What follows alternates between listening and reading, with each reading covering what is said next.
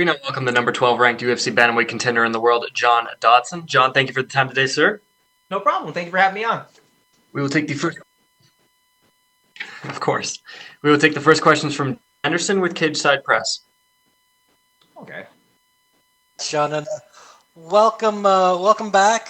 What's Fight Week been like you so far? The whole experience of the testing, the lack of fans, the whole environment. How's that treating you?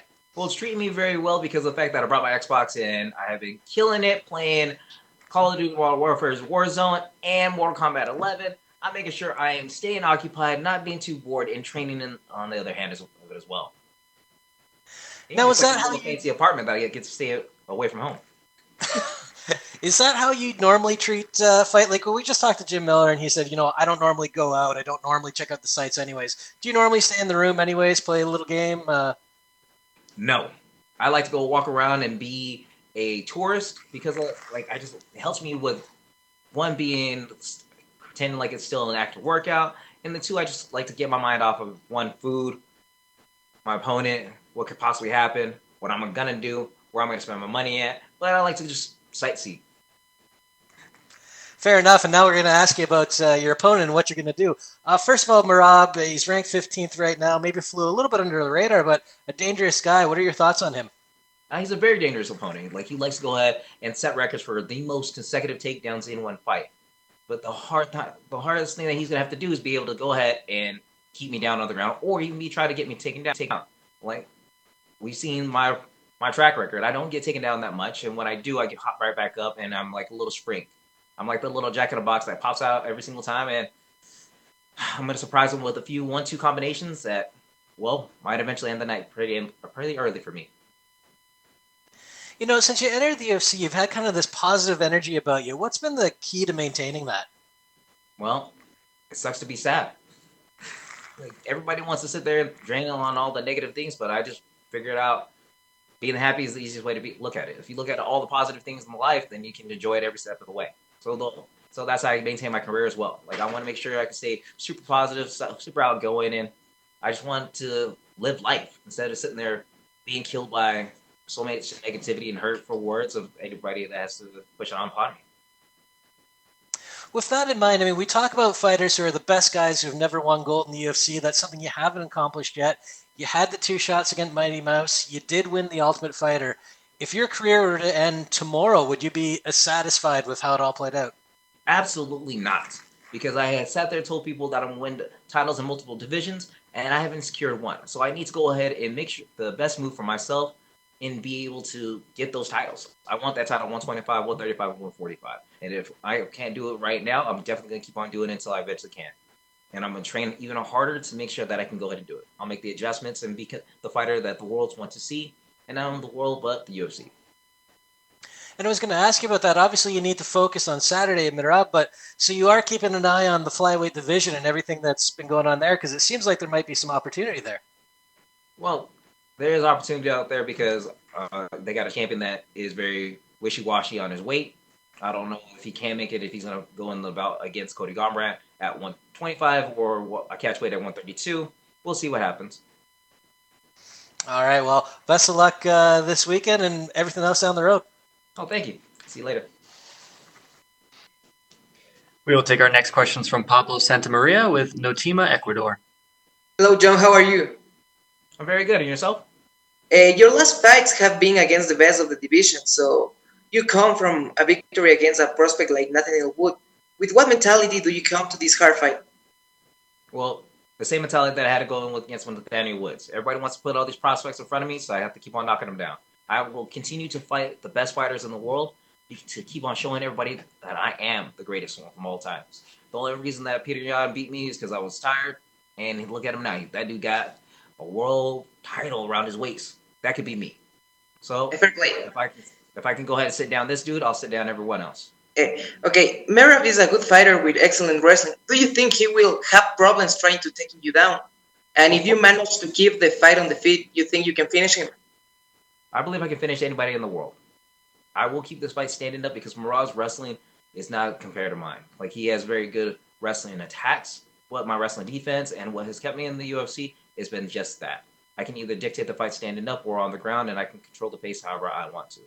So I do believe that I will knock him out on Saturday night. Thank you very much, and good luck on Saturday. Thank you. We'll take our next questions from Adrian Gallardo with Bavel, Argentina. Cool. Hello, John. Hello. How are you? First question is, how was the preparation for this fight, and what do you think about your rival, Merab? Man, the preparation for this fight is I had to get taken down, and then taken down, and then get taken down, and then get taken down, and then get taken down, and then get taken down. It just keeps on going down like that. I had to keep on popping back up every single time. Like, it's a lot of getting taken down, getting back up, and getting taken down, getting back up. And now somebody has to suffer for all that training of having to get back up onto my feet. I'm going to hit this man into oblivion. Okay. Obviously, the important thing in this fight of the Saturday,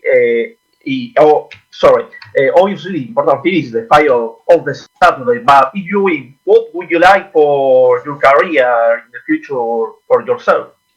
Well, what I like is for them to go ahead and stop disrespecting me and saying that I am a lower ranked fighter when I know I'm an upper class fighter.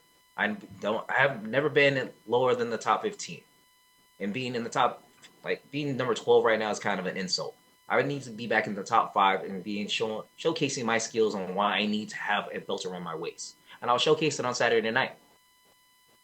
Okay, and the last question is, Yes. Merab, Merab have a great wrestling, but what do you think about, or what do you think are their weakness of Merab? Well, Marab's weakness is 1, he's not as good looking as me. 2, he has shorter arms than I do. And 3, he's definitely way slower than I am. Thank you, Sean, and good luck for the Saturday. Oh, thank you. And we will take our last set of questions from Jose Ignacio Cruz. Hello, John, do you hear me? Oh, I hear you perfectly clear. Can you see me? Yeah, I see you, brother. How you doing? I was making sure because this ugly face needs to be seen by somebody. Yeah, I get it. Hey, man, I just wanted to know, I love your energy every time you come to fight. It's something all the fans, we look forward to. I was thinking about, how do you feel this affects you? Is this your first time fighting amongst the MX? So you won't have that energy to feed off the crowd, right? So what's your feelings about that? Think it's something that... Did you forget when I sat there and won a little TV show called The Ultimate Fighter?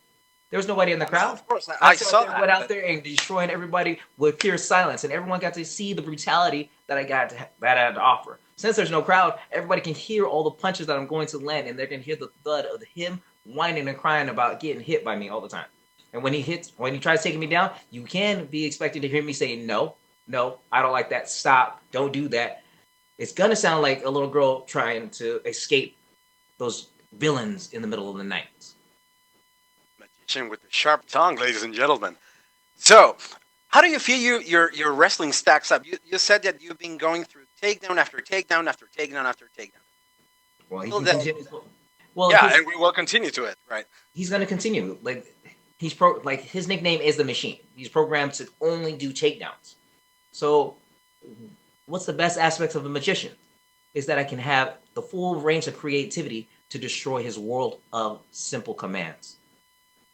I am the greatest fighter that he will ever step into Octagon with, because I know I can end it tonight by making sure that his role to being the title champion contender is going to be replaced by me.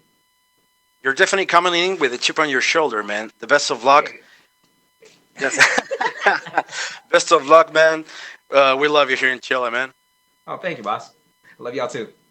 I appreciate you, man.